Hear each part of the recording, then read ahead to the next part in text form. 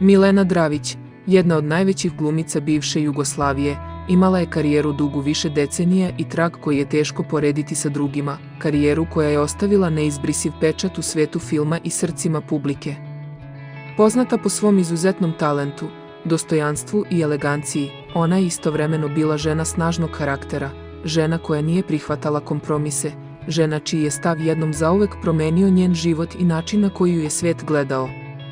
Milena se našla na prestižnom filmskom festivalu u Kanu, predstavljala je film Misterija organizma, režisera Dušana Makavejeva, okružena svetskim velikanima poput Jacka Nicholsona, Johna Lennona i Yoko Ono, ljudima čija slava parališe, ali čija prisutnost ne može da ugasi njenu svetlost. Dok su kamere blještale, a svetla obasjavala crveni tepih, prišla joj je američka novinarka sa pitanjem koje je mnoge šokiralo i koje je zaustavilo vreme na trenutak. Da li vi Jugoslovenke znate za kontracepciju? Milena je bila zatečena, osjetila je kako joj kroz glavu prolazi bes i neverica, kako lična granica preti da bude prekoračena u javnosti, pred očima sveta. Umesto diplomatskog odgovora, desio se trenutak koji je ubrzo obišao svet, trenutak koji je pokazao da dostojanstvo ne trpi uvrede. Milena Dravić, mučena migrenom i bolom tog dana, bez reči je izvukla kutiju tableta iz torbice i gađala novinarku, čin toliko neočekivan i snažan da je odjeknuo daleko izvan kanskih palata, do novinskih stranica i svetskih medija, uključujući rusku literaturnu gazetu.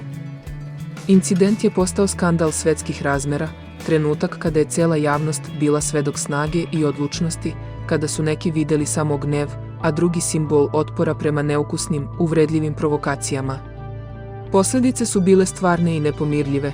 Producent filma Sutjeska, Nikola Popović, naredio je da Milena više ne učestvuje u snimanju tog velikog projekta, kao da jedan trenutak može da ugasi decenije talenta i rada. Godinu dana kasnije, nakon mirnog odmora na moru sa suprugom Draganom Nikolićem, stigla je poruka koja je vratila sve na svoje mesto. Popović se lično pojavio na plaži i rekao: "Diži se, moraš da odigraš svoju ulogu na tjentištu."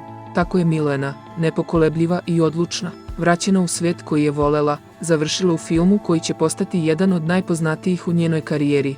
Potvrda da nijedna uvreda, nijedno pitanje koje ruši dostojanstvo ne može zaustaviti ono što je istinski moćno.